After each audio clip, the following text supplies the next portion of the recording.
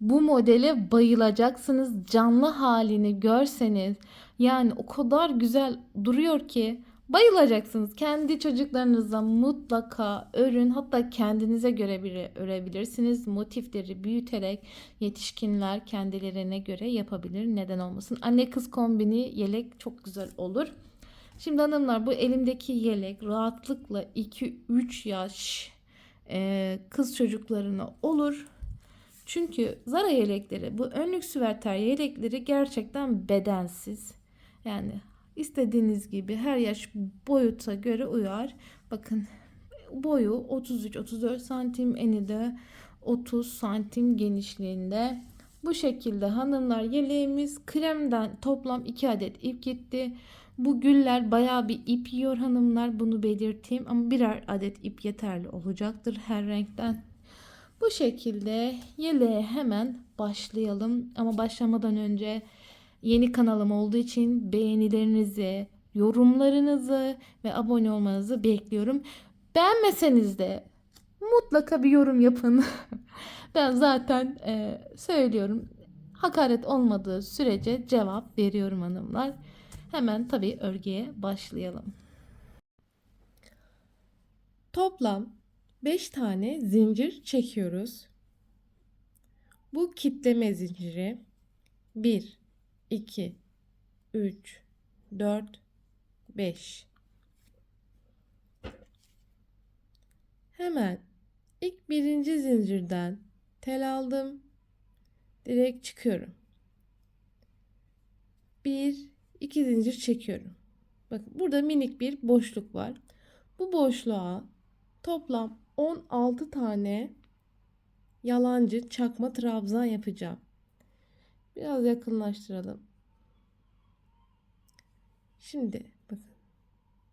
Böyle çıkıyoruz. 1, 2, 3, 4, 5, 6, 7, 8, 9, 10, 11, 12,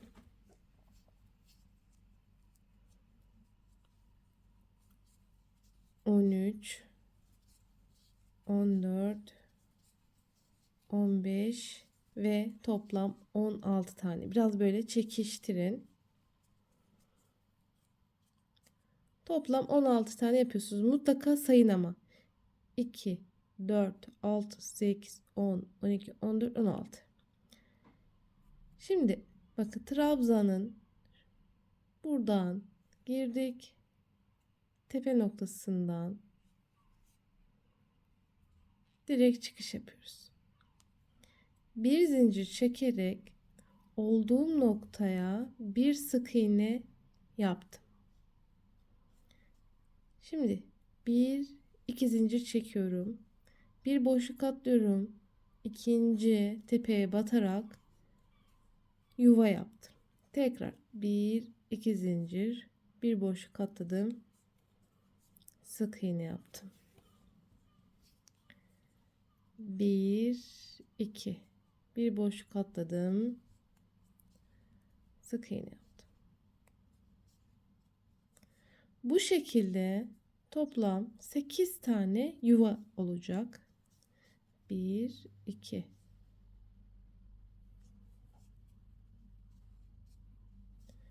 1, 2.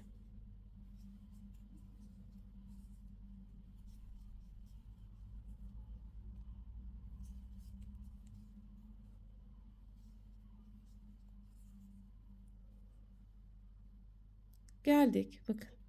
Burası sık iğnenin olduğu yer.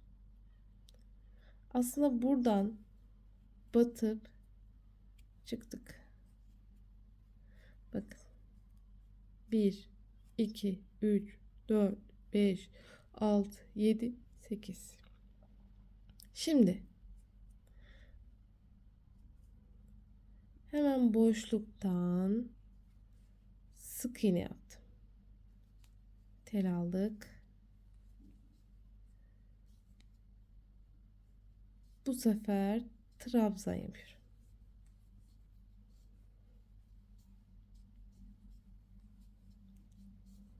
3 tane trabzan. Şimdi olduğum yere sık iğne. Bakın bir yaprağı oluşturduk. Tekrar kaydırdım. Sık iğne, tel aldım. 1 2 3 boşluğa battım. Sık iğne.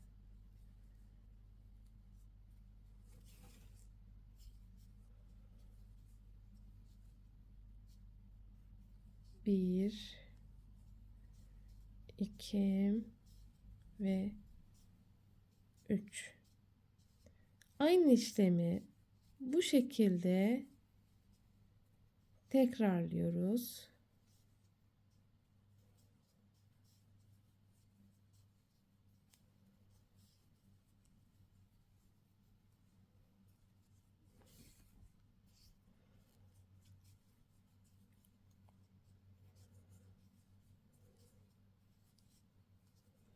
Şimdi buraları hızlı örüyorum.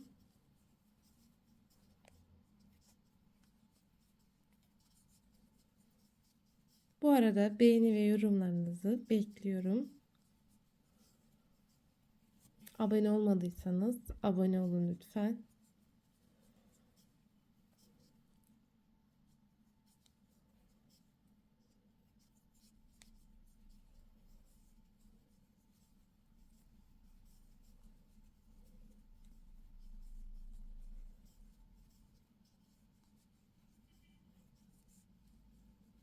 Evet, son bakın yaprağı yapıyorum.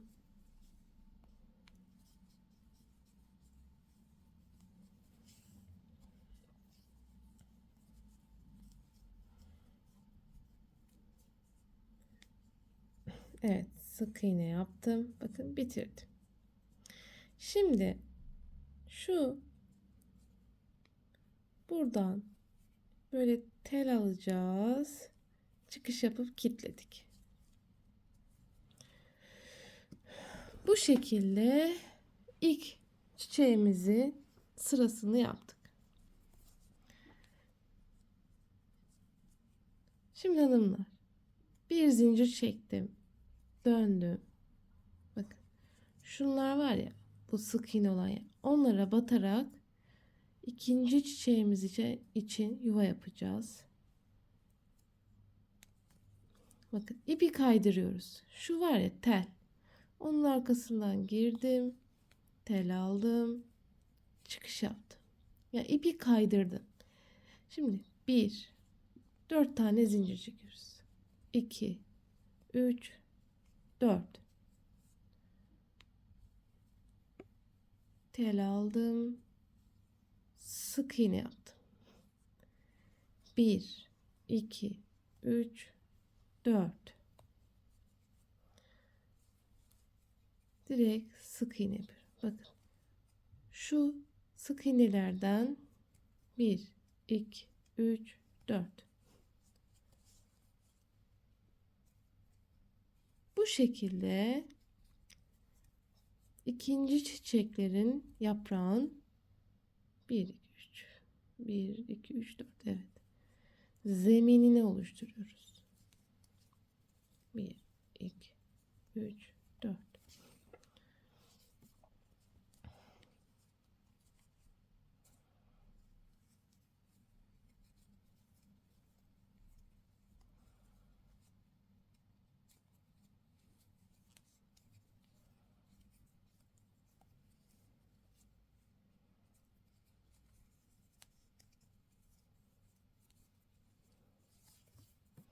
Evet, geldik başladığımız noktaya. Hemen geldik. Buraya da tekrar bir sık iğne yapıyoruz. Şimdi yine aynı ilkteki gibi Hemen bir sık iğne. Toplam. Şimdi bu sefer 5 trabzan yapacağız. 1 2 3 4 5. Şimdi bir sık iğne. Devam. Bir sık iğne. Şimdi 5 tane trabzan. 1 2 3 4 5. Şimdi bir sık iğne. Bakın bu şekilde ikinci sıramdaki yaprakları yapıyoruz.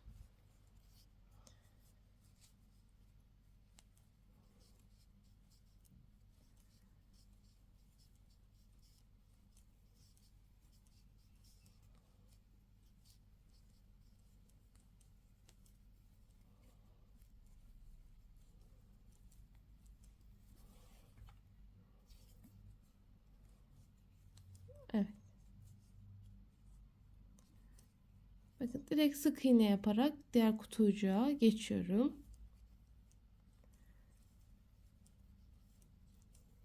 Buraları biraz, hatta buraları ben örüp geleyim. Siz de yapıp gelin. Şimdi şu son yaprağa kadar örelim. Evet, bakın geldik. Sık iğnemi yaptım. Şimdi bakın şuradaki yere batıyorum, sıfırladım. Şimdi tekrar bir zincir çekiyorum. Hatta iki zincir çektim. Şimdi bu iki zinciri şuraya kaydıracağım. Geriden geliyorum. Bakın tığ. Hemen şöyle de çevirebilirsiniz. Bakın hemen gene aynı noktadan bakın sık iğne yaptım. Yani buradaki ipi aşağıya kaydırdım iki zincir çekerek. Şimdi aynı şekilde tekrar 1 2 3 4 zincir çekiyorum. Bak sık iğne yaptığım nokta ilkteki gibi, bakın buraya yapmıyorum. İlkteki gibi sık iğne 1 2 3 4. Aynı noktaya tekrardan toplam 8 tane olacak zaten yuva.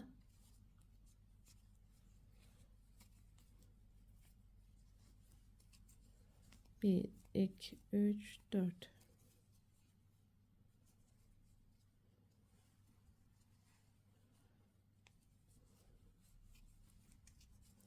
Bir, iki, üç, dört.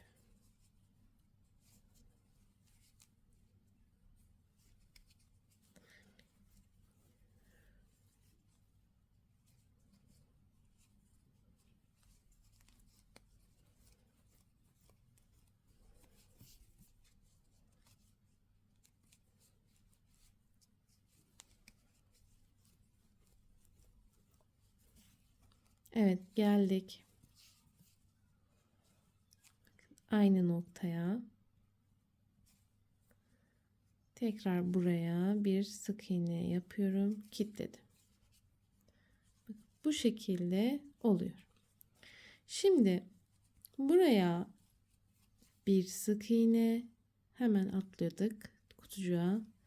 Toplam bu sefer 7 tane trabzan yapıyorum. 1 2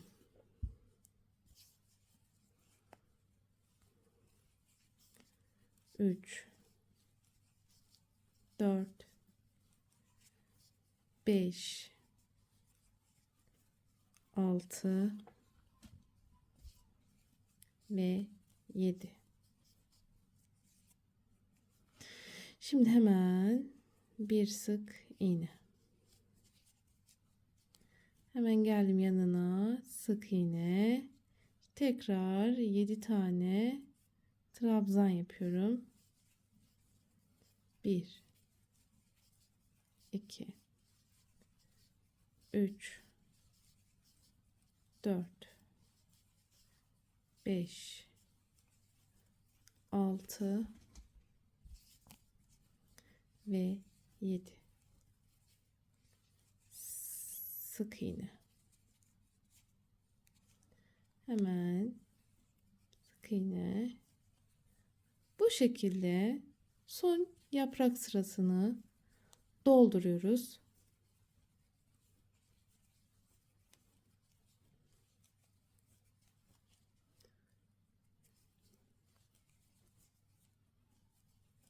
Altı. Ay kaçtı? 2, 4, 6 ve şimdi 7. Şimdi sık iğne. Bak, bu şekilde 3. sıra yaprakları yapıyoruz. Şunu da yapalım. Sonra diğer 4 yaprağı yapıp gelelim. Çok basit. Yani o kadar kolay ki. Aynı işlemi tekrarlıyoruz. Şimdi ipi sakın kesmeyin. Son bir yuva daha yapacağız. Ama yaprak için değil, motife başlamak için.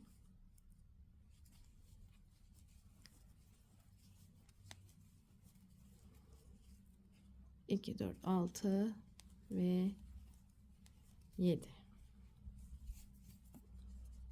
ve sık iğne. Şimdi yaprakları yapıp gelelim. Evet, bakın son yaprağı da yaptım. 2, 4, 6'yı 7. Şimdi sık iğneyi yapıyorum.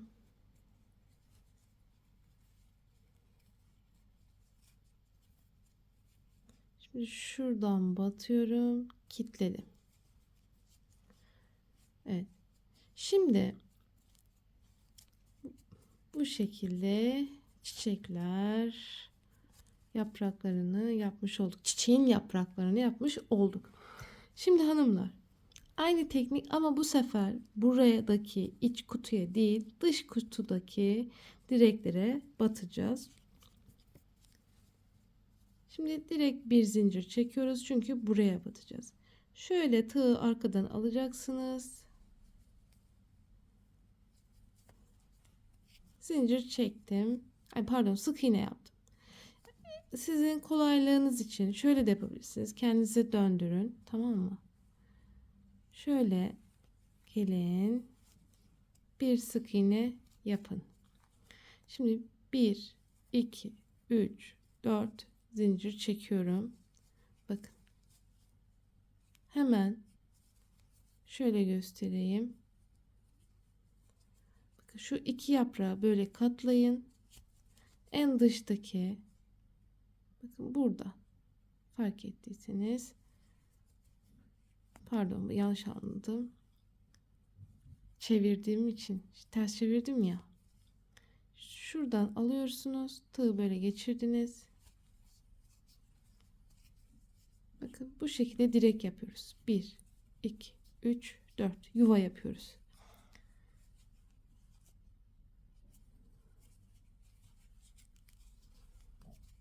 Bir, iki, üç, dört.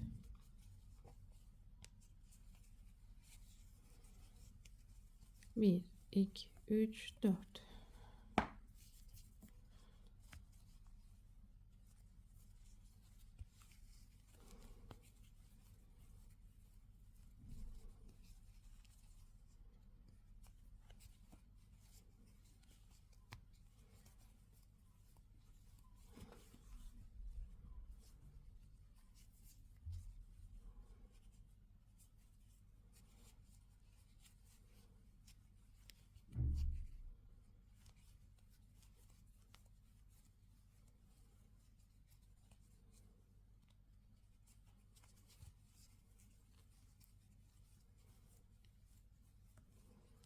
Evet.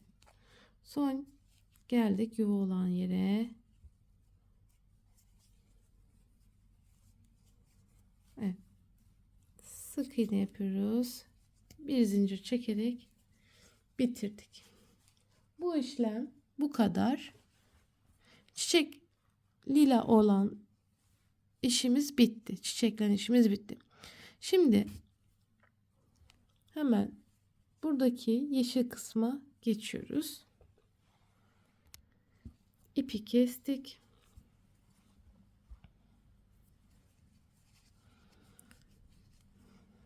Bakayım gözükür mü? Gözükür. Ay. Şimdi ipin kendisinin ucunu bir bulsak. Neyse keşke ayarlasaydım. Şimdi hanımlar. Azıcık uzaklaştırmam lazım. Yaptığımız 8 tane yuva var ya. Onun herhangi bir yerinden başlayabilirsiniz. Hemen ipi takalım. Şöyle azıcık yakınlaştıralım. Şunu da şöyle azıcık yapalım. Şimdi 2 zincir çekiyorum. Burası ilk köşe noktam. Toplam 3 tane trabzan yapıyorum. Biraz daha yakınlaştıralım.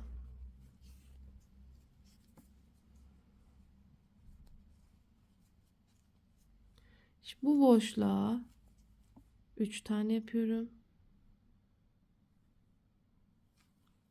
Hemen ikinci boşluğa atladım. Kutucuğa atladım.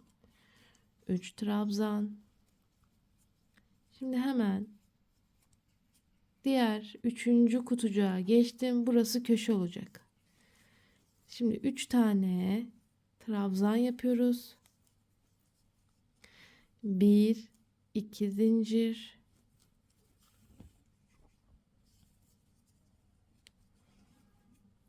Boşluğa, aynı boşluğa tekrar 3 tane yapıyorum.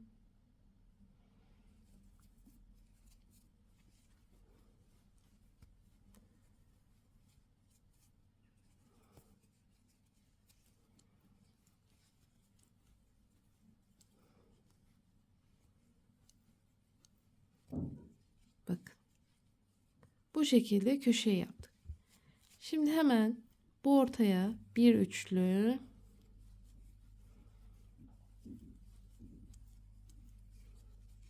şimdi köşe 1 2 3 1 2 zincir,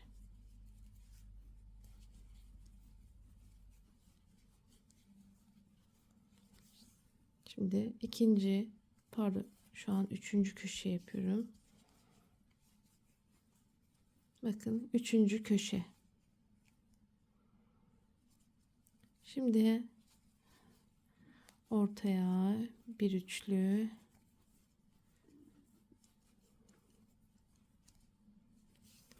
şimdi son köşem.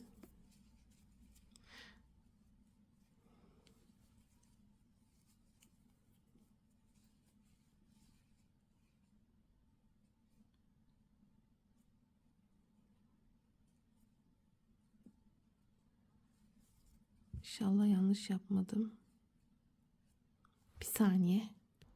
Şimdi hanımlar, kafam o kadar karıştı ki şu an sabah erken saatlerde çektiğim için beynim biraz error verdi.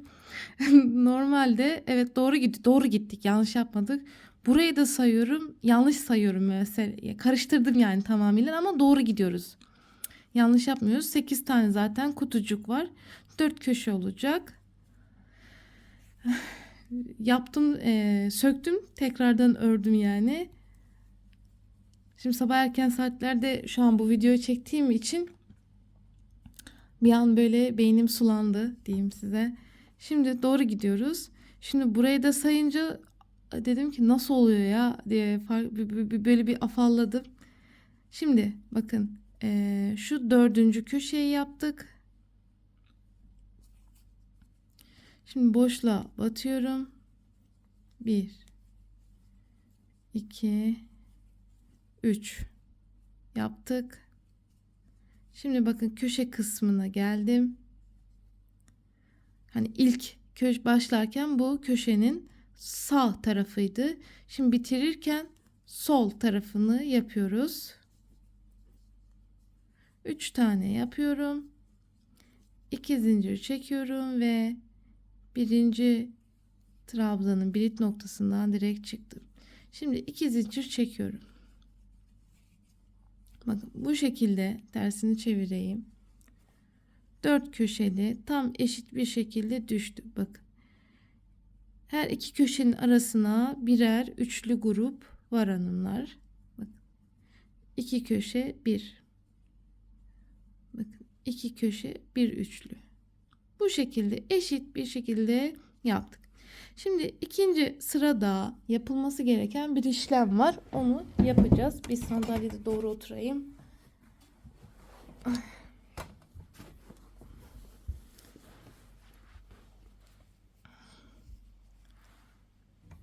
Şunu böyle biraz yukarı çekelim.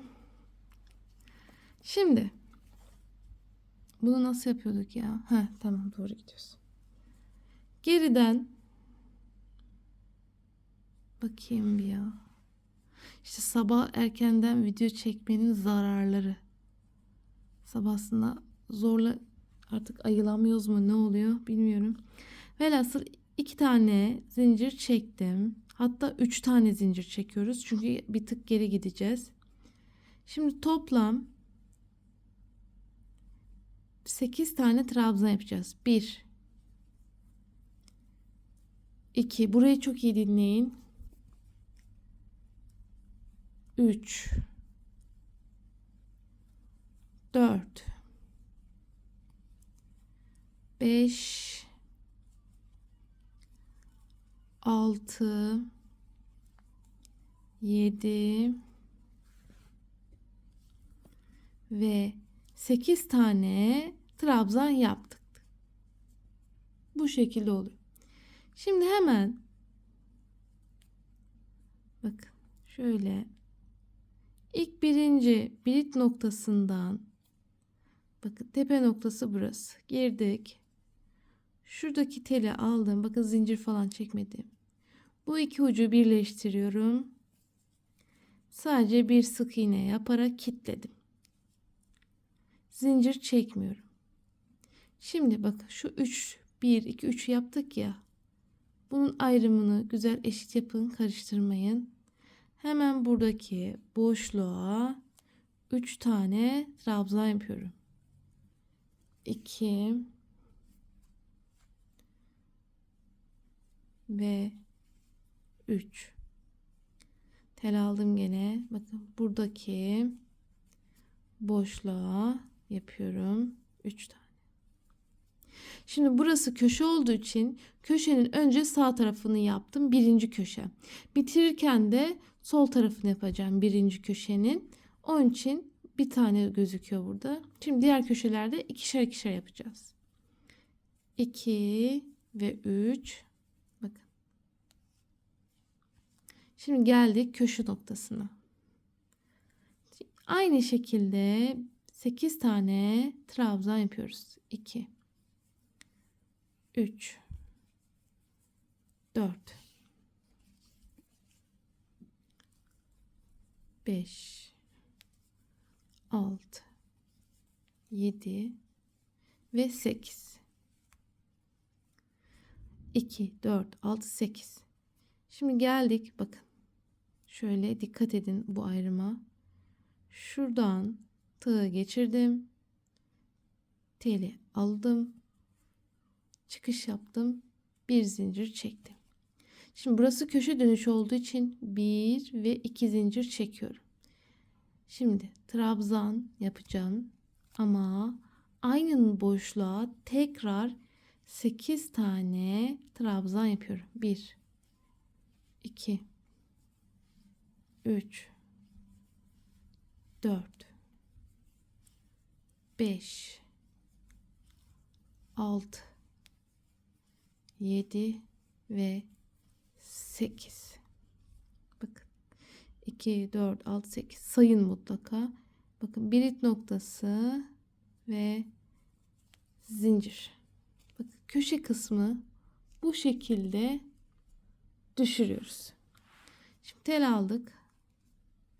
Aynı devam ediyoruz. 3 tane yapmaya. 1, 2 ve 3. Tekrar 1, 2, 3. Geldim köşe kısmına.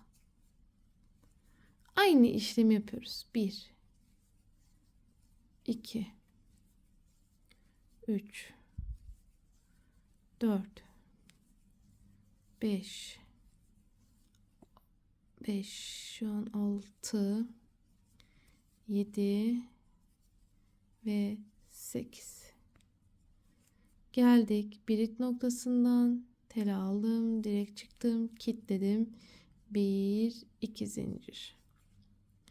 Bundan sonra hanımlar bu şekilde diğer köşeleri de yapıyorsunuz. Aslında öreyim, boş ver göstereyim size. Video uzun olsun, yapacak bir şey yok. Şu an 4, 5, 6, 7 ve 8. Şimdi giriş yaptım. Kilitledim. Şimdi devam ediyorum.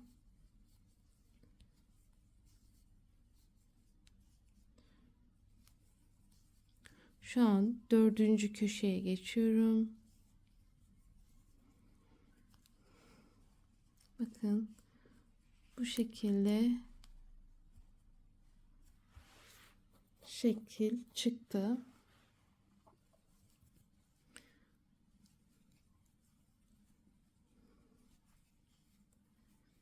Bu arada inşallah güzel gidiyordur. Yorumlarınızı bekliyorum. Hangi sıradasınız? 2, 4, 5, 6, 7 ve 8. Şimdi buradan girdik. Kilitledim. 1 ve 2.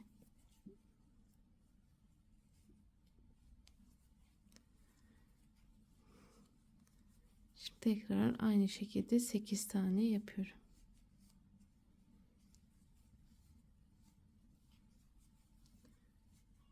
İki, 4, 5, 6, 7 ve 8.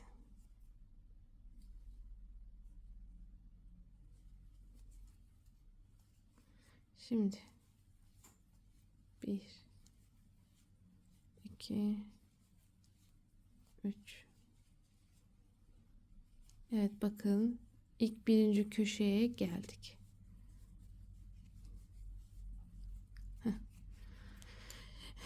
Bakın ne kadar güzel oldu ya.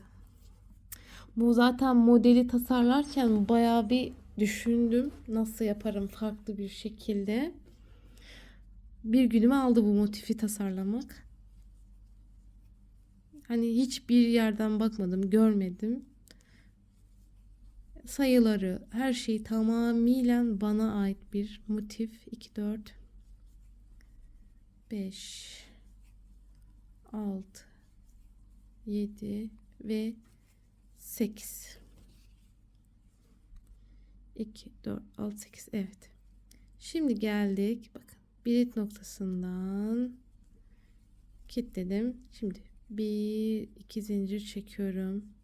Şimdi hemen bakın şuradaki birit noktasından çıkış yaptım, bitirdim. Bu kadar. Ve ipi kesiyoruz. Bakın bu şekilde kare motifi oluşturduk. Şunu da keselim. Hazır kesmişken bunu da keselim. Bakın. Çok güzel şekilde kareyi düşürdük. Şimdi krem ve tekrardan aynı buton ya da başka ton kullanabilirsiniz. Beyaz kullanacağım. Zeminim krem olduğu için bakayım beyazda evet daha iyi anlaşılır. Şimdi hanımlar, burası gerçekten önemli bir yer. Burayı atlamadan dinlemelisiniz. Şimdi köşe noktasındayız. Tamam mı? Buradan ipi takıyoruz. Hemen şöyle bu taraftan bu sefer takıyoruz. Tam böyle sıfırlayalım, tamam mı? Şimdi bir iki zincir çekip şimdi bir trabzan yapıyorum. Şimdi bir iki zincir çekiyorum. Tel aldım. Şimdi buradaki tomurcuk için 1 2 3 4 5 ister 5 ister 6 tane trabzan yapabilirsiniz. 6. Ben 6 tane yapıyorum. 2 4 6. Şimdi aynı yapraktaki gibi bakın. Burada bunu eliyorsunuz. 2 zincir çektik çünkü. Ayırdım burayı. Şuradan birit noktasından girdim. Tele aldım. Kitledim. Bu kitleme. Tekrar 1 2 zincir. Şimdi hemen buraya şu şekilde yarım çıkmış trabzan yapıyoruz. Normalde normal bir trabzan. Ama son teli atmadan ikinci rengi ekliyorum. Kenarına döneceğim. İkinci rengi yapmak zorundayım. Şimdi göstereceğim. Tabii ipin ucunu bulursam. Şimdi bu ipi aldım. Şunu şöyle bir düğüm atalım.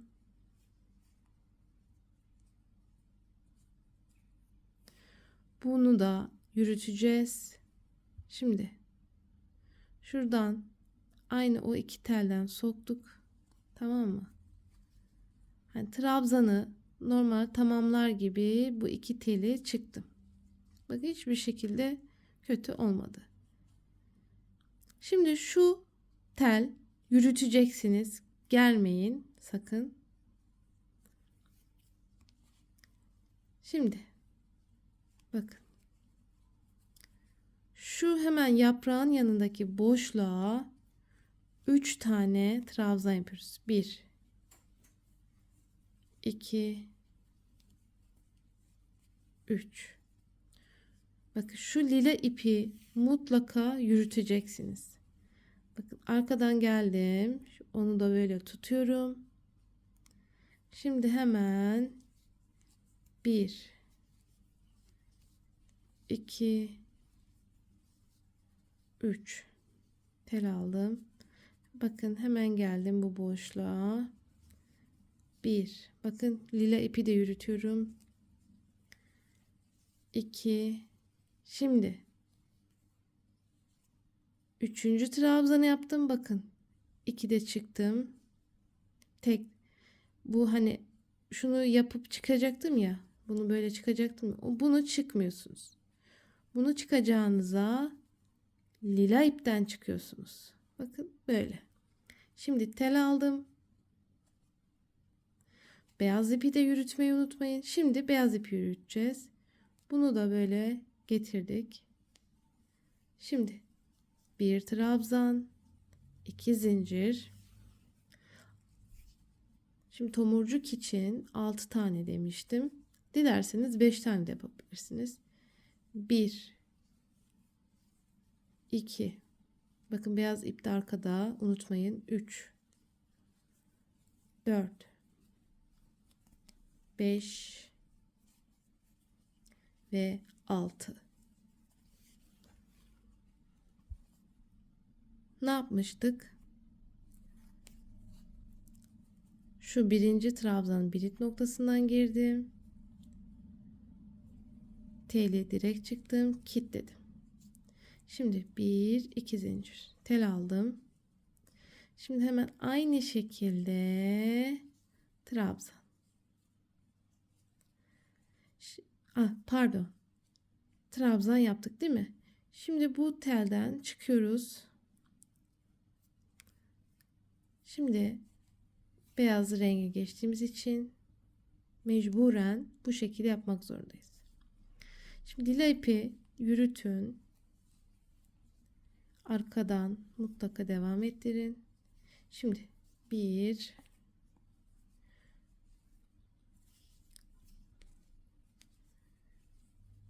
2 3. Bakın köşe kısmını oluşturdu. Bu arada bu renkler hiç güzel uymadı yani. Şu yeşil uymadı. Olsun, hani ben size öğretmek için yapıyorum. Daha iyi olsun diye. Bana da zaten bu motifler örnek kalıyor. Çünkü ben çok unutuyorum sayılarını falan. Şimdi lila ipi devam ettiriyorsunuz. Bu ip atık ip. Onu etmenize gerek yok. Şimdi devam ediyoruz. 1 2 3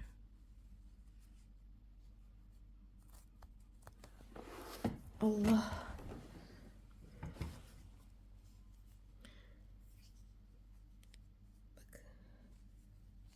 Şimdi 1 ay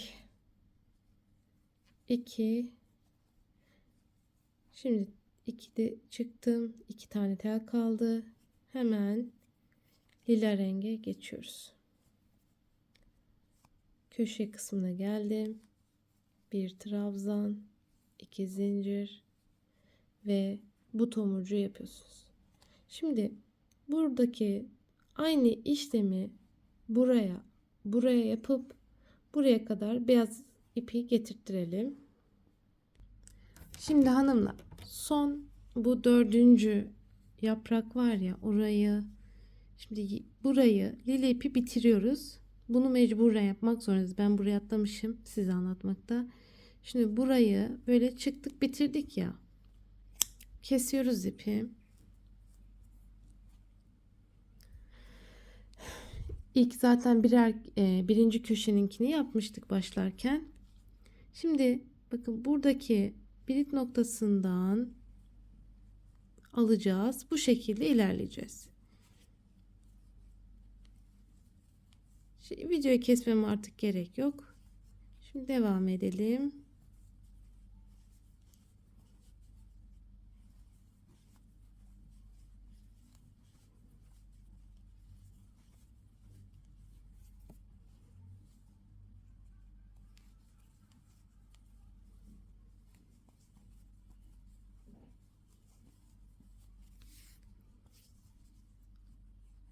Evet. Şimdi bakın bitireceğiz. Şimdi hemen buradaki yaprağın birit noktasına batıyorum, çıkıyorum. Şimdi 1-2 zincir çekiyorum. Hemen bunun yanındaki bakın boşluk var ya, oraya 1 2 3 trabzan yapıyorum. Şöyle bir bakalım ne yaptık, ne yaptık. Ne yaptık, ne yapmadık diye diyecektim. Diyemedim. Şimdi böyle bakın motifimiz oluşturduk. Biraz daha uzaklaştıralım.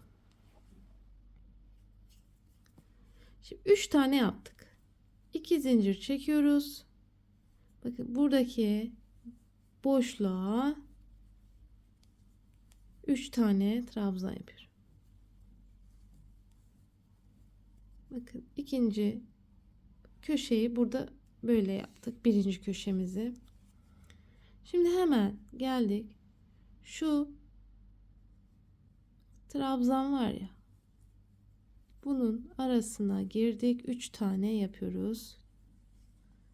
Buraya batmak zorundayız. 2 ve 3. Şimdi dikkat edin. Şu lila ipi almayın üzeri yukarı.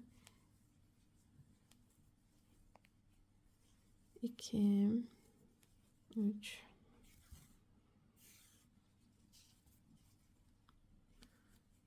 devam ediyoruz.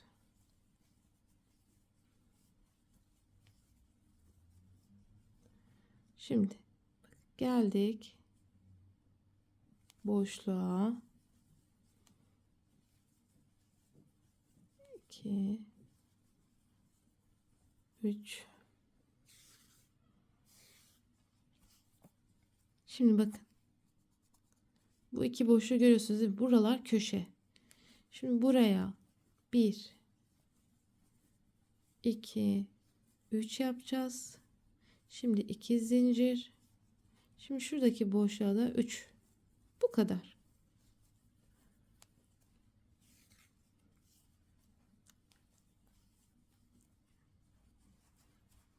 Bakın. Bu şekilde diğer kenarları da yapıp buraya kadar gelelim. Evet hanımlar, bakın 4 köşeyi tamamladım. Bu şekilde. Şimdi geliyoruz. Bakın buraya da 3 tane yapıyoruz.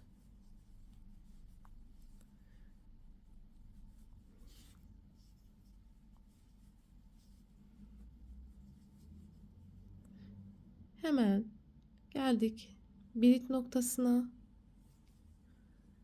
Çıkış yapıp kilitledim. Bu şekilde motifi bitirdim. Hemen mezura ile ölçelim boyutunu. Bakın motifin genişliği şöyle tam böyle oturtturalım. 12 santim. Mesela bu, bakayım, daha ince bir iple ördüğüm için bakalım kaç santim çıkacak. Bakın 11 santim. Bir tık ince olduğu için 11 santim. Bakın ip kalın olduğu için bakın birer santim fark oluştu. Hani aradaki fark bu şekilde bariz belli oluyor mesela. Hani el farkı, tığ farkı baya bir fark ediyor. Bakın 11 santim. 12 santim. Bu şekilde hanımlar motifleri yapıyoruz. Şimdi motifleri güzelce ayarladık.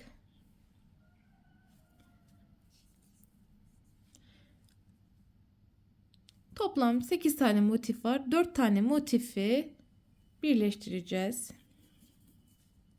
Şimdi herhangi bir köşeden başlıyoruz.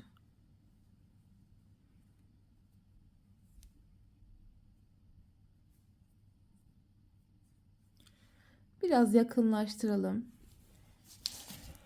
Şunu da böyle koyalım.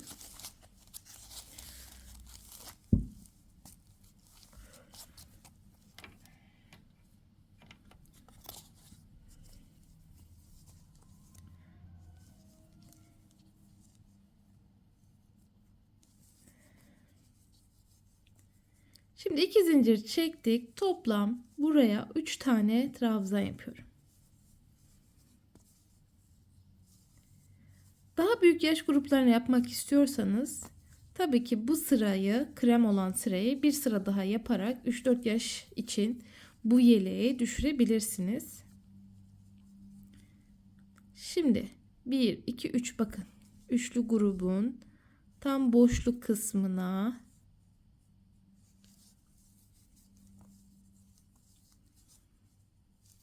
bu şekilde yapıyoruz.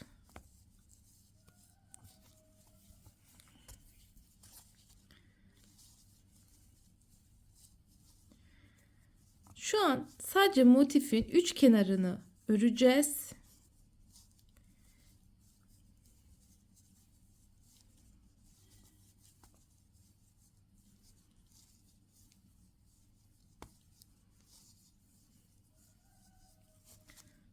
Bakın buradan buraya kadar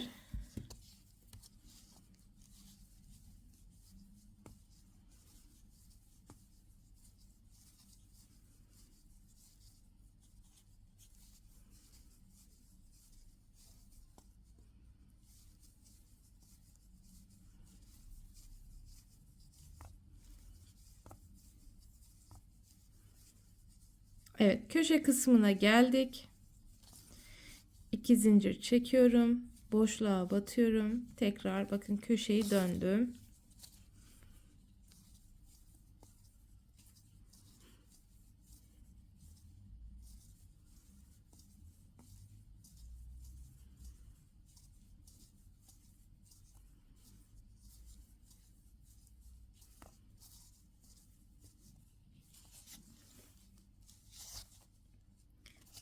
Şimdi buradan geliyorsunuz. Buraya dönüp şuraya kadar örüyoruz.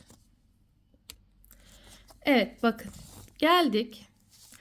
Köşenin sadece sol kısmını yapıyoruz. Sağ tarafını en son yapacağız. Şimdi 2 zincir çekiyorum. Hemen diğer motifi ekliyorum. Tel aldım. Bakın hemen bunun köşesinden geldim. 3 tane direkt trabzan yapıyorum.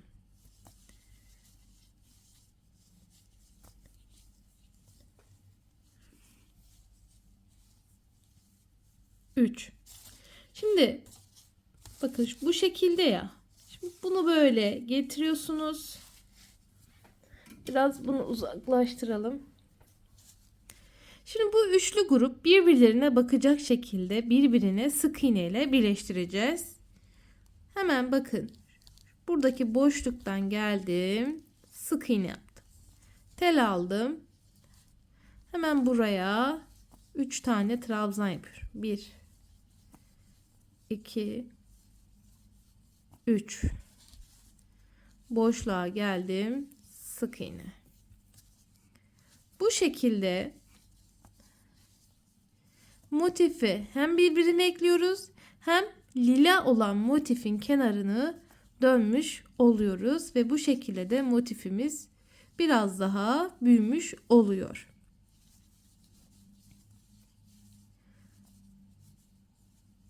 Bakın 3 tane yapıyorum. Geldim hemen boşluktaki sık iğne yaptım. Bakın üçlü gruplar birbirine karşılıklı bakıyor. Bakın bu sarı motifin sol köşesi, lila motifin sağ köşesi birbirine bakacak. Şimdi böyle geliyorsunuz buradan bu köşeye kadar yapıyoruz.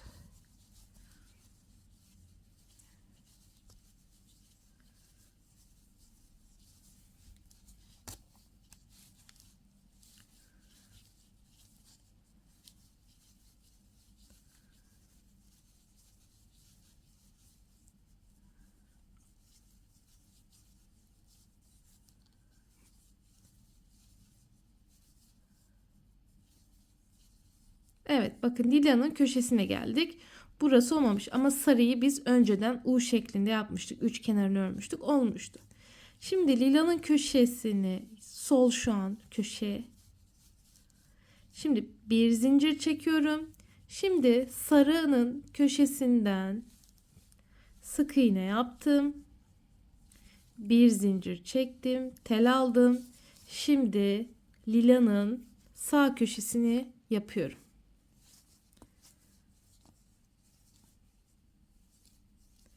3 tane trabzan yaparak köşeyi tamamladım.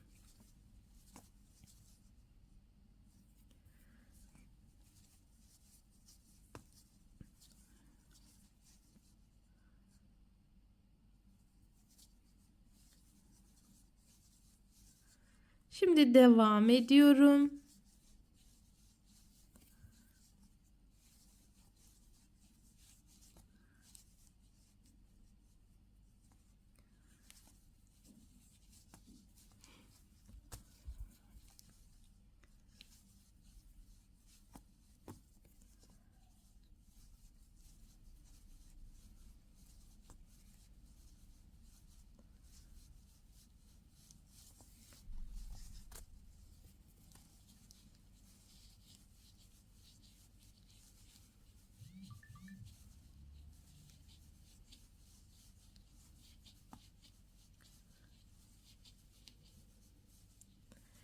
Evet, şimdi kare düşüreceğimiz için buraya kadar örmek zorundayız. 1 2, 3. Şimdi tekrar 2 zincir çekiyoruz. Bunları böyle yapalım.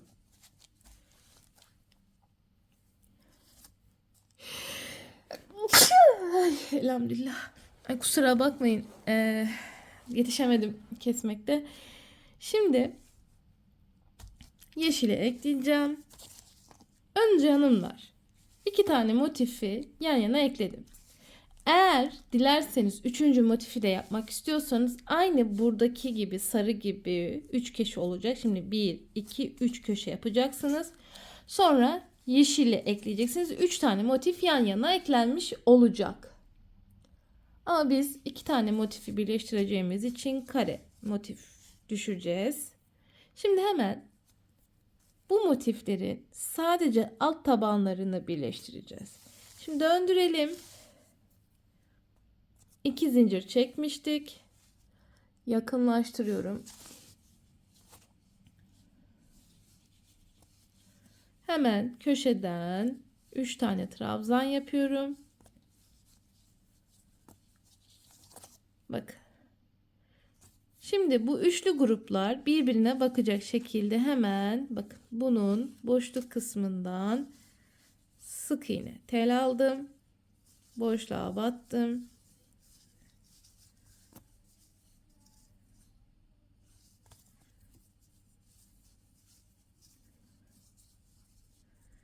Hemen yanındakine sırayla bakın. Şimdi bunu böyle 3 tane yapıyorum.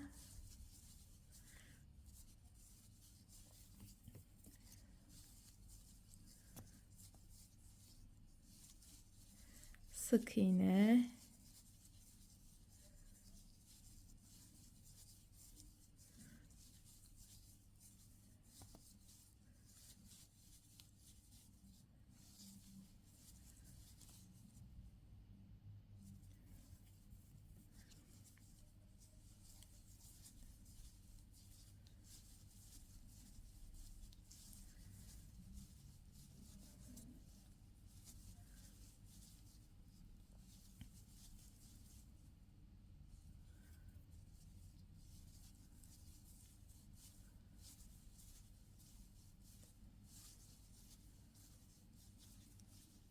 Evet.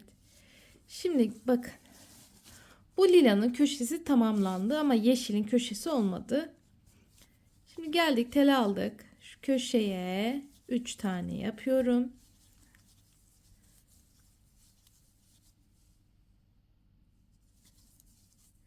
Şimdi hanımlar bir zincir çektim. Geldim. Buradaki sık iğne yaptım. Bu iki köşeyi birleştirdim ya. Burada sık iğne var. Buraya böyle batıyorum. Bir sık iğne yaptım. Şimdi tekrar bir zincir çektim. Bu sefer pembeyi ekleyeceğim.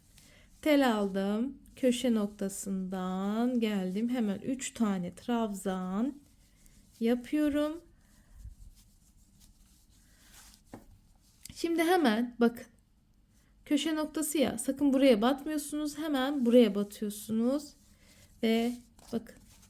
Üçlü gruplar eşit şekilde birbirine baktı. Bakın bunun da köşeleri, bu pembenin sağ köşesi, sarının sol köşesi birbirine bakıyor. Şimdi birbirini ekleyerek buraya kadar gelelim. Evet, şimdi sürekli hapşırdığım için kapatmak zorundaydım. Şimdi tel aldık.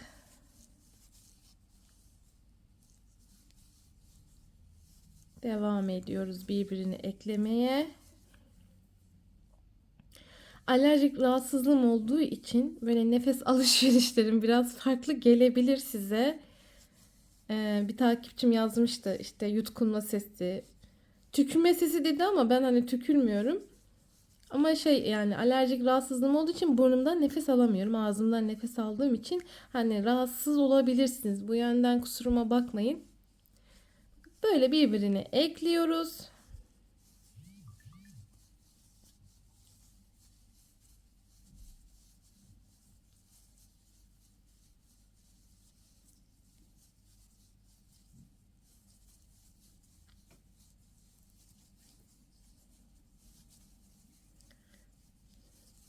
Bakın aynı teknik zaten. Köşeleri de aynı teknikle döneceğiz. Farklı bir işlem yok.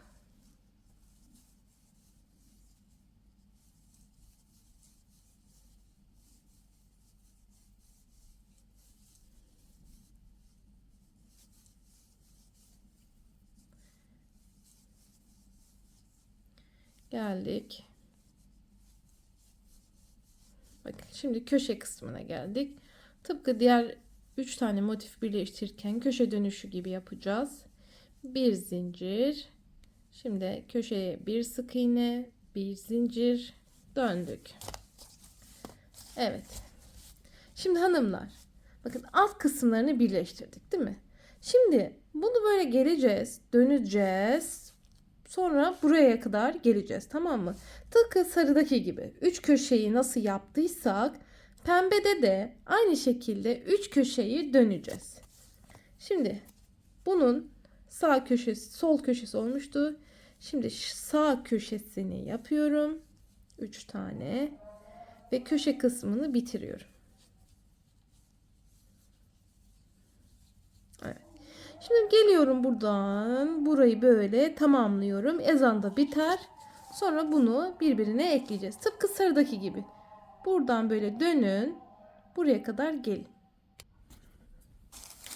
Evet hanımlar, bakın U şeklinde ördüm. Şimdi geldik köşe kısımlarını birleştirmeye.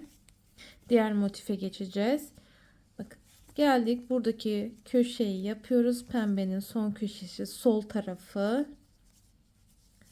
Şimdi bir zincir çektim, döndüm. Bakın şu motiflerin birleştirdiğim sık iğne var ya, onun tam ortasına battım, sık iğne attım.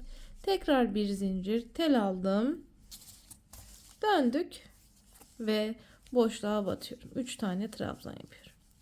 Bu şekilde hanımlar yapıyoruz. Şimdi geldik boşluk kısmına ve birleştirdik. Bakın. Bakın 2 tane motif yan yana. 3 tane bakın yaptıktan sonra hemen şu karşı tarafın, bakın geldik boşluk kısmına, sık iğne yaptık. Şimdi aynı teknikle birbirine ekliyoruz hanımlar. Yani burası, bakın bu şekilde birbirine eşit şekilde 4 köşeyi ekledik. Şimdi devam ediyoruz. Aynı teknikle. Şimdi artık köşe dönmesini biliyorsunuz. Şimdi geliyorsunuz hanımlar. Buradan geliyorsunuz. Köşeyi dönün. Ondan sonra buradan böyle buraya kadar gelelim. Burada yapılması gereken bir işlem var. Onu göstereceğim. Şimdi bunları birleştirip buraya kadar geliyorum.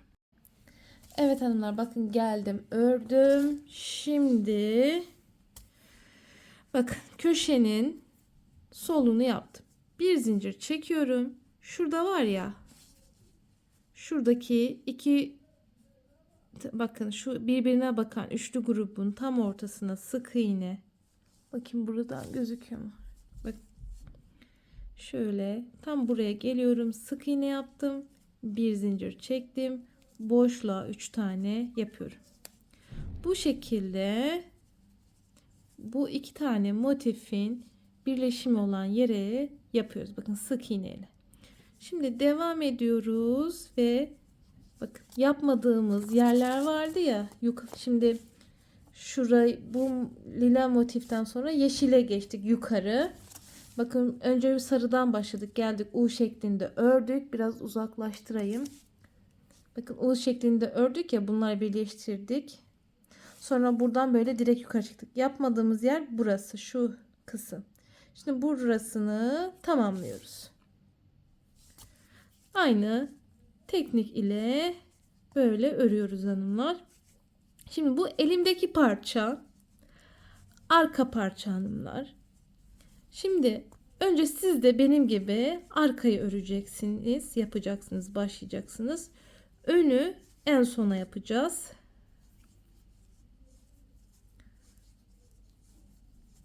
Ben önü önceden çalıştığım için aklınız karışmasın diye Hani önce arkadan başlayarak yapalım sizde.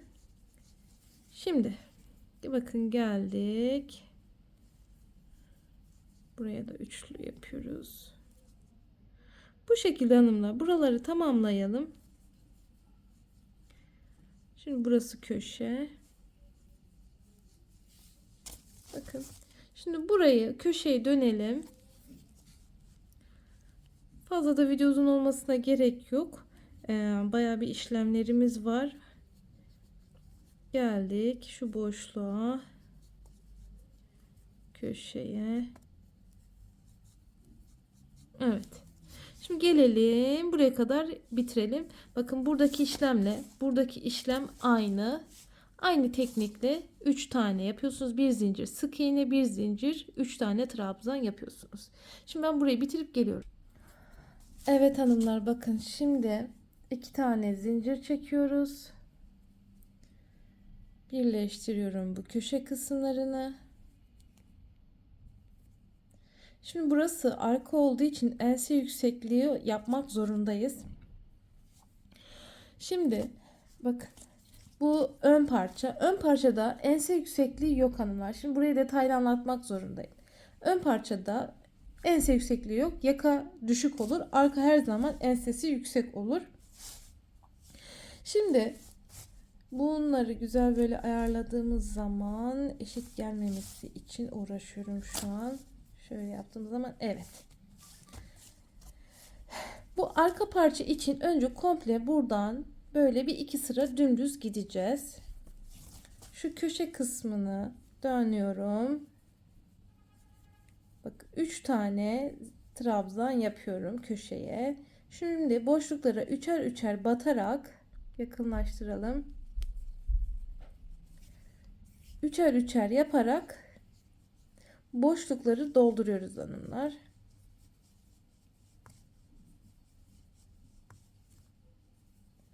Komple buradan böyle burayı yapacağız hanımlar. Çünkü ense yüksekliğini yapmak zorundayız.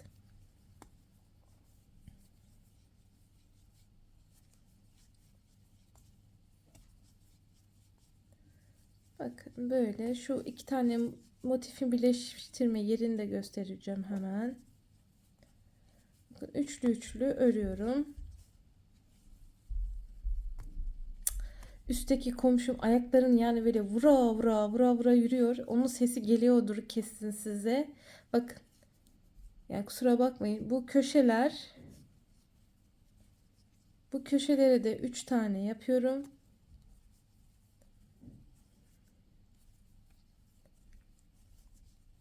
Böyle bakın buraya da 3 tane boşluğa. Bakın şu sık iğnenin olduğu ortaya asla değil. Şu köşelerin olduğu yeri.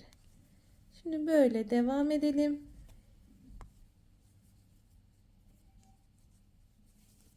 Şimdi buradan şu köşeye kadar gelelim. Evet hanımlar bakın böyle geldim. Bir sıra ördüm. Şimdi bir sıra daha komple öreceğim. Arkanın ense yüksekliğini 2 sıra fazla örmek zorundayız. Önde yapmayacağız. 2 zincir çektim.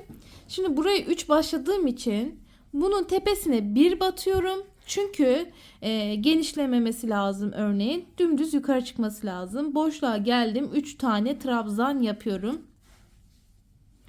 Şimdi bundan sonra bu ikinci sırayı bitirdikten sonra omuz yapacağız. Çok basit. Onu da göstereceğim.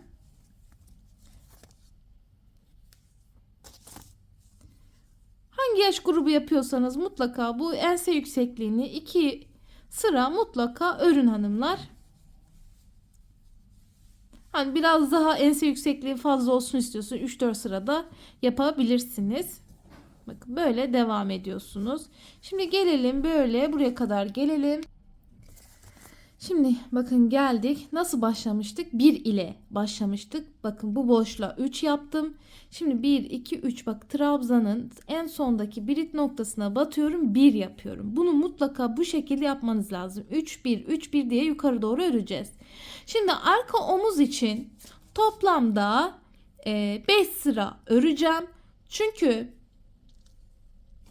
arka omuzun kısa olması lazım ama ön omuz payı toplamda 7 sıra. Buradaki 2 sıra fazla olan pay arkada biz burada zaten ördük. Bakın önün omuzunda 7 sıra ördüm. Arkada da toplam bu ense yüksekliğiyle birlikte toplam 7 sıraya tamamlayacağız. Yani 5 sıra omuz çıkacağız hanımlar. Şimdi bakın trabzanın birit noktasına battım. Boşluk 1 ve 2 batıyorum. Bakın 3 tane yapmış oldum. 3, 1, 3. Bu şekilde yukarı doğru öreceğiz. Şimdi devam ediyoruz. Omuz kısmı için yapmanız gereken, şimdi 1, 2, 3 yaş grupları için omuz bakıyoruz hemen kaç sıra örmüşüm. Üçlü grup 1, 2, 3, 4, 5. 5 tane üçlü trabzan olacak şekilde yapıyorum hanımlar. Yani bakın motifin tam ortasına denk geliyor zaten omuz kısmını bitimi. Siz de bu şekilde omuz kısmını ayarlayabilirsiniz. Motifin tam ortasını baz alarak omuzu yaparsınız. Bakın şöyle tam şuradan bakın böyle katladığınız zaman motifin tam ortasına denk geliyor. Şimdi bakın şöyle göstereyim. Tam. Gördünüz mü? Hangi yaş grubu yapıyorsanız motifin mutlaka bu ortasını baz alarak yukarı doğru omuz yüksekliği çıkın hanımlar. Şimdi geldik 1 yapıyorum. Çünkü 3 ile yaptım. Şimdi bu boşluğa toplam 3 tane trabzan yapıyorum. Şimdi bakın ikinci sıramı gidiyorum. 5 tane yapacağım. Ön 7 tane olacak. Çünkü arka ense yüksekliği gitmedik. Önde yapılmayacak bu işlem.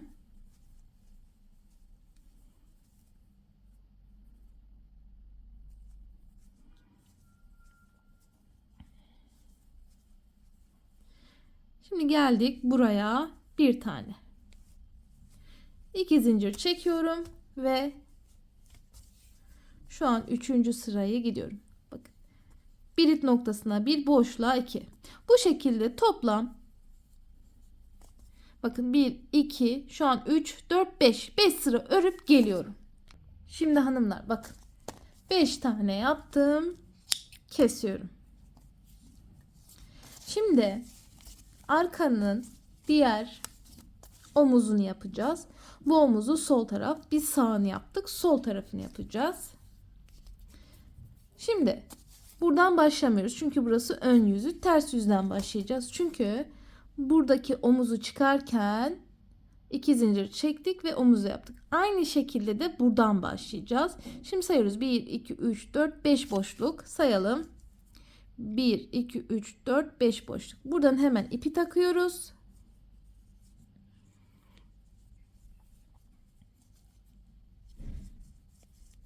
İki zincir çektim. 1, 2, 3. Çünkü 3 ile başladım.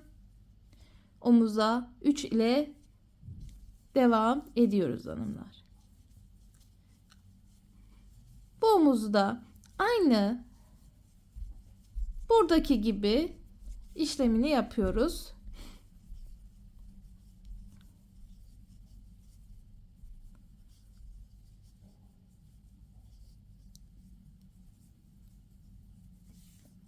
Yakınlaştıralım biraz.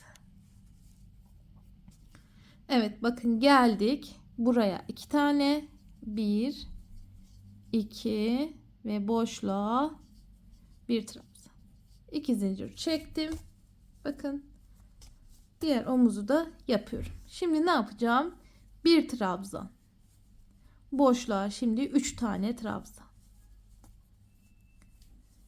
Bu şekilde toplam arka omuzu 5 sıra örüyorsunuz hanımlar. Şimdi hemen gelelim ön parçaya. Bunu sonradan ben yapıp getireceğim, göstereceğim. Şimdi hanımlar ön parça Arkayı hangi teknikle birleştirdiysek aynı bu teknikle birleştirdiysek ön parçayı da aynı o şekilde birleştiriyoruz. Yani farklı bir işlem yok. Sadece omuz yüksekliği 2 sıra örmeyeceğiz. Direkt omuzu 7 sıra öreceğiz. Şimdi bunu da aynı devam ediyorsunuz. Bakın 2 zincir çektim. Sonra 3 ile başladım ve yukarı doğru ördüm. Ön parça bu şekilde. Şimdi nereden başladım? Buradan başladığım için aynı şekilde de bunu da buradan başlayacağım. Toplam 7 sıra bu parçayı da öreceğim hanımlar. Bakın. Bu başlama yönlerine lütfen çok dikkat edin. Yani yanlış olmasın. Zaten bir düz bir ters. Hani gidip geldiğimiz için uygun olması lazım. Bakın, buradan böyle devam ediyoruz hanımlar. Toplam 7 sıra örülecek. Ondan sonra omuzları birleştireceğiz. Ben şimdi bunları güzelce öreyim. Bakın, arkadaki gibi aynı teknik, farklı bir işlem yok ön parçanın da. Sadece dediğim gibi arka ense yüksekliği 2 sıra olmayacak. Sadece omuza fazladan 2 sıra öreceğiz. Bak, bu şekilde başlıyoruz ve toplam 7 sıra tamamlayacağız. Şimdi omuzun yüksekliğini söyleyeyim hemen. Bakın bu şekilde 7 santim. Daha büyük yaş grupları yapanlar varsa her yaşa bir sıra fazla örün. Diyelim bu yelek 2 yaşa rahatlıkla olacak. 3-4 yaş yapanlar 8 yapsın. 5-6 yaş yapanlar 9 yapsın. İşte 7-8-9 yaş yapanlar 10 sıra örsün ön omuzu. Arkayı da 2 eksik fazla omuzda 2 ense sıra yüksekliği yapacaksınız. Bunu lütfen unutmayın. Şimdi omuzları yapıp gelelim. Şimdi hanımlar bu omuzları yaptıktan sonra birleştiriyoruz. Çok basit. Ön yüzleri birbirine bakacak şekilde yapıyoruz. Çok basit bakın. Ön yüzler birbirine bakacak. Yakınlaştıralım. Omuzları birbirine kilitleyeceğiz.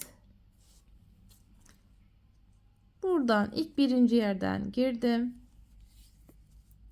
Şunu da şöyle alıyorum.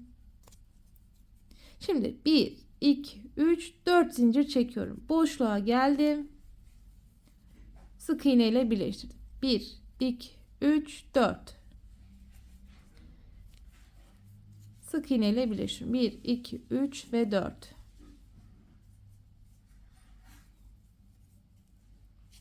Bu şekilde birbirine omuzları ekliyoruz. Sakın ipi kesmeyin. 4 tane zincir çekeceğiz. Çünkü 3 tane yaparsak kasıyor. Kasmaması için toplam 4 zincirle birleştiriyoruz. Şimdi hemen yaka kısmına geçiyoruz. 2 zincir çektik. Şimdi bunu böyle açalım. Evet. Şimdi birbirine ekledik omuzları. Şimdi hemen trabzan yapıyoruz. 2 zincir çekiyoruz. Bakın. Buradan bir tane trabzan yapıyorum. Bakın buradaki yere batıyorum. Bakın. Birit noktası. Biraz yakınlaştıralım. Bakın. Şimdi burası 2 zincir olan yer. Burası birit noktası. Birit noktasına batıyoruz. Şimdi burada boşluğa değil de trabzanın böyle ipinden geçirdik trabzan. Bakın nokta olan yere yani tepe noktaları, birit noktaları bu şekilde komple çevresini trabzan yapıyoruz. Ondan sonra lastik yapacağız. Çok güzel.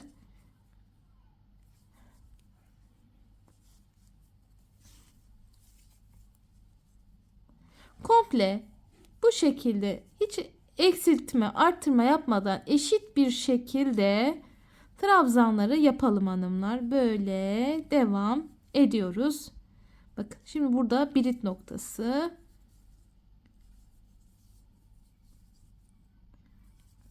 Evet. Şimdi burada da yaka kısmında da trabzanların hep birit noktalarına, tepe noktalarına batıyorsunuz hanımlar.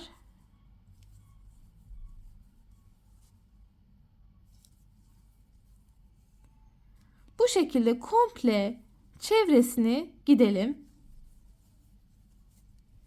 Evet, bakın. Böyle komple yakayı gidelim. Evet, burada iki tane motifin birleşme yeri var. Burada da böyle zincire batıyorum. Ek birleşme yerine bir tane yapıyorum. Tekrar zincire batıyorum. Sadece burası ön olduğu için bu şekilde birit noktasına batıyorum. Burayı da bu şekilde yapıyoruz. Bak arkası dümdüz zaten, orada bir şey yapılmayacak. Böyle gidip tekrardan gelelim. Evet, bakın geldik. Yaka kısmını bitiriyorum trabzan olarak. Şimdi böyle biraz yapalım da.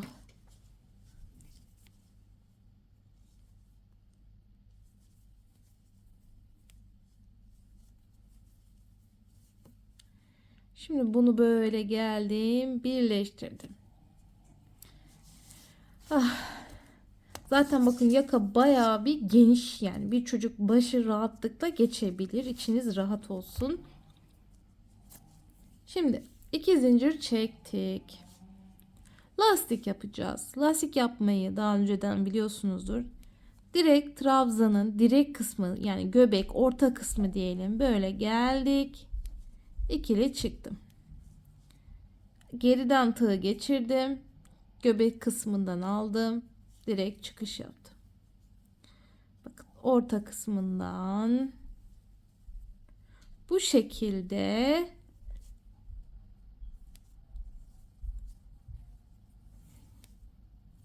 lastiği oluşturuyoruz. Şimdi bu yakada güzel muntazam yuvarlak şekilde düşmesi için sadece bu sırada bir kestirme tekniği göstereceğim. Çok basit. Şimdi böyle birer birer örelim.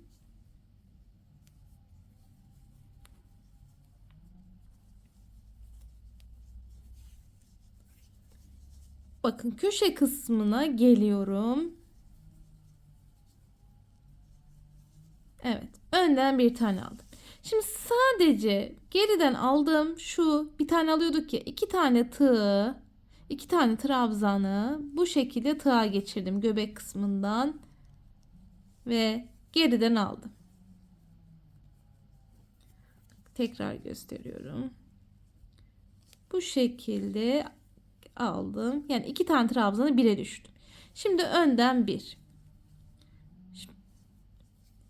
Bir ön bir arka yaparak sadece bu kestirmeyi burada yapacağız. Şu köşe kısımlarında sadece yapacağız, yaka kısmında.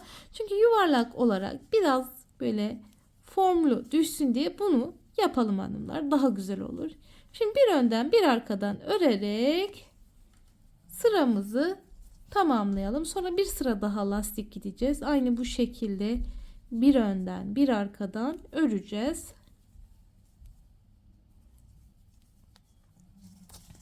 Bakın bu şekilde. Şimdi geliyorum diğer kestirmeye. Bakın.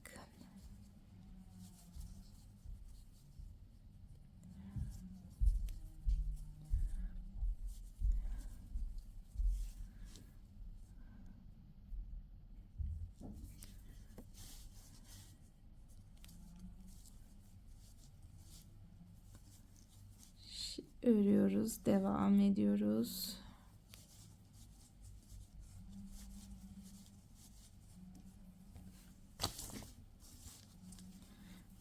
Evet, şimdi bunu da alıyorum. Önden bir aldım. Şimdi kestiriyorum. 2 tane aldım. Kestirdim. Bu kadar hanımlar. Ve devam ediyorum. 1 ve 2. Bir önden bir arkadan. Şimdi buradaki iki kestirmeyi de yapıp lastik yerini bitirelim. Bakın geldik. Şimdi arkadan şunu 2 tanesini bir alıyorum. Şimdi birleştir. 2 zincir çekiyorum. Şimdi bundan sonra öndeki trabzanı önden, arkadaki trabzanı da arkadan alıyorum. Bu şekilde ikinci sıramı gidiyorum. İster 3 sıra, 4 sıra, 5 sıra istediğiniz kadar yapabilirsiniz hanımlar. Ben herhalde bir 3. sırayı da giderim, gelirim. Yakayı bu şekilde hanımlar örüyoruz. Çok basit. Bakın arkadaki trabzanı arkadan, öndeki trabzanı da önden alıyoruz. Şimdi bu yakayı da böyle bitireceğiz hanımlar. Şimdi biraz bir uzaklaştıralım. Şunu da şöyle yapayım. Şimdi bu yakayı anladınız. Lastik yapıp bitiriyorsunuz. İsterseniz ikinci sıra yapıp bitirebilirsiniz. Şimdi buradan başlayacaksınız. Trabzan yapacağız. Böyle komple çevirisini bir trabzan yapacağız. Şimdi ben video uzun olmasın diye buradan başlayacağım. Komple öreceğim. Şuradan köşe dönüşünü ve nasıl battığımı göstereceğim. Zaten şu omuzların batma batma şekli trabzan. Bakın burada delik. Trabzanın ortası. Bakın delik. Trabzan. Delik.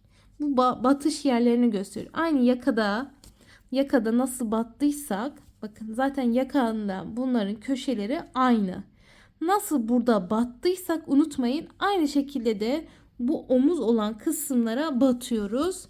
Bakın şurada da yaptığım burada bakın bu zincire batacaksınız trabzan buraya trabzan trabzan tıpkı öndeki yaka gibi yani batma şekilleri aynı.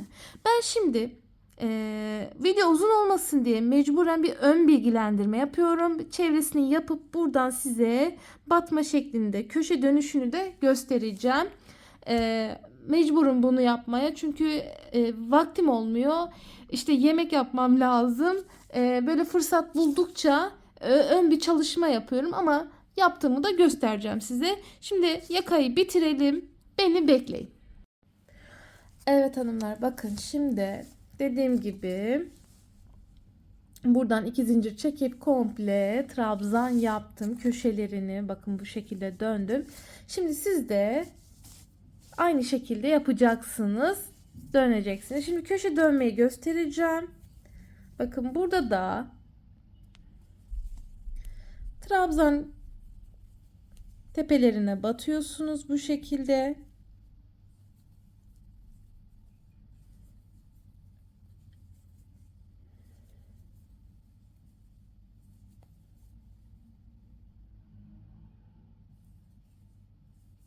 Şimdi köşe dönmelerinde bakın son trabzan ya. Bunun tepesine 3 tane trabzan yapıyorum.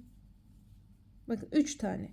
Şimdi boşluğa toplam 4 tane yapıyorum. 1 2 3 ve 4. Şimdi buraya da toplam 3 tane trabzan yapıyorum. 1 2 3. Şimdi birer birer bakın devam ediyorum. Ya bu çok basit hanımlar. Böyle yapacaksınız. Bütün köşeler aynı bu şekilde olacak. Bakın 3 ve 4 yapmamızın sebebi tam güzel böyle full güzel dönsün diye, kasmasın diye yapıyoruz. Şimdi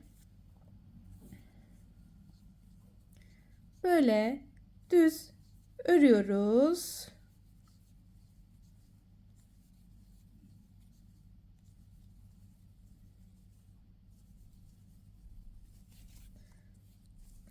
Buradan gelelim. Şuraya da göstereyim size hemen. Şimdi hanımlar bakın geldik. Söylediğim yere. Şuradan batıyorum buraya. Bakın bir orta bir tepe. Bak battığımız yerler var ya delikler. Oralara batıyoruz hanımlar.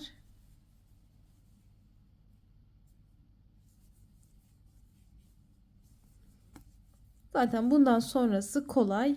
Artık bir ön bir arka lastik yapacağız. Aynı yakadaki gibi.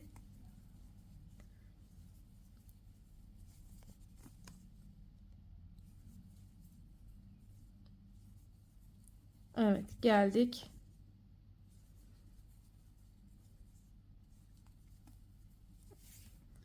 Şimdi burayı birleştirelim. Bakın. Yakada ben toplamda 1, 2, 3, 4 sıra ördüm trabzanla birlikte. Yani 3 sıra lastik ördüm. Bir sırada trabzan. Şimdi 3 sıra lastik yapın. Aynı yakadaki genişliği de kenarlarında mutlaka olsun hanımlar. Şimdi bakın çok basit zaten. Bir önden bir arkadan. Hiç kestirme, artırma asla yok.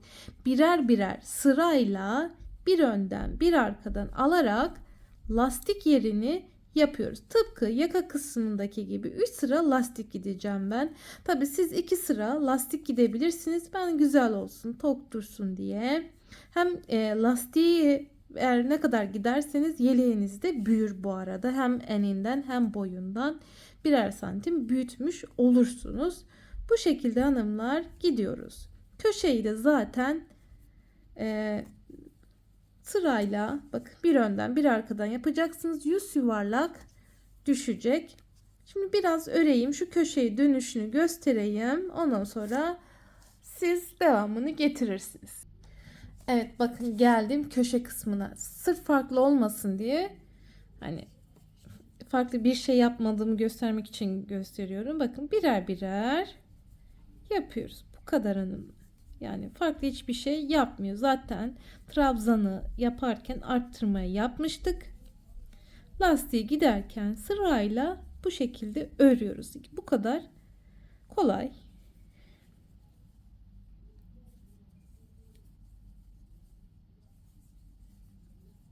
Bakın. Çok güzel. Bu artırmayı yaptığımız için çok güzel bir şekilde de köşe dönüşü oluyor ve kasmıyor. Evet. Şöyle de bir göstereyim size. Bu şekilde hanımlar. Bakın ne kadar güzel oldu. Şimdi toplamda birinci lastiği gittim. 2 ve 3. lastiği gidip geliyorum. Sonra yandaki bağcıkları size göstereceğim. Yani lastik yapmayı öğrendiniz yaka kısmında. İkinci sırayı nasıl gideceğinizi de biliyorsunuz. Lastik yerlerini komple yapalım. Dönelim, gelelim buraya. Onu sonra önden bir, arkadan, önden, arkadan yaparak tekrar ikinci ve 3. sırayı atıp gelelim. Evet hanımlar bakın zaten gösterdiğim gibi 3 sıra lastik gittim bitirdim. Bağcıklarını da ekledim. Tabi siz bağcıklarını istediğiniz gibi yapabilirsiniz. Şöyle bir hemen göstermek istiyorum nasıl yaptığımı. İşte belirliyorsunuz nereden yapacağınızı. Ben şuradan bir örnek gösteriyorum. Normal trabzan yapacaksınız böyle. İster 3 ister 4 isterseniz 5 trabzan yaparak uzun uzun bakın böyle 3 tane yapıp uzun kemer şeklinde yapacaksınız. Toplamda ben 25 sıraya yakın trabzan ördüm. Bu şekilde ayarlayabilirsiniz. Dilerseniz başka teknikle de bağcık yapabilirsiniz. Bu kadar basit. Arkalı önlü toplam 4 yere kemer yaptım. Şöyle bakın bu şekilde uzunca örüyorsunuz. Şunu böyle bir sökelim. Bu kadar basit yani. Evet yeleğimizi bitirdim. Bakın toplam trabzanla birlikte 1, 2, 3, 4 sıra ördüm. Bu da aynı şekilde 1, 2, 3, 4 sıra. Bu şekilde hanımlar yeleği bitiriyoruz. Çok güzel, çok kolay bir yelek oldu. Şimdi hemen bir ölçüsünü vereyim. Bakın burası arka, arkanın ense yüksekliği. Şimdi hemen ölçelim. Ya rahatlıkla 2-3 yaş çocuğa olur. Genişliği 30 santim, 31 santim. Boyu da 33-34 santim. Yani motifi biraz büyük düştüğü için yeleğimiz de büyük düştü. Yani dediğim gibi 2-3 yaş grubu rahatlıkla bu modeli giyebilir. Ama biraz daha sıkı tığla örerseniz, elinizi 2 milim tığ ile örerseniz daha küçük düşürebilirsiniz. Daha büyük düşürmek istiyorsanız da tabii 3-4 yaş, 5 yaş 4-5 yaş yapmak isteyenler mutlaka bir sıra daha motifi büyüterek yeleği büyütebilir. Zaten bu Zara yelek modelleri hani çok bedensiz bir model. Bu yeleği rahatlıkla yani 2 yaş, 3 yaş, 4 yaş zorlasam belki giyebilir. Hani biraz da uzunluk kısalık fark etmiyor. Bu şekilde hanımlar yeleğimizi bitirdik. Bir başka videoda görüşmek üzere. Kanalıma abone olursanız sevinirim. Beğeni ve yorumlarınızı da bekliyorum. Bu kadar, desteklerinizi bekliyorum. Yeni videoda görüşmek üzere.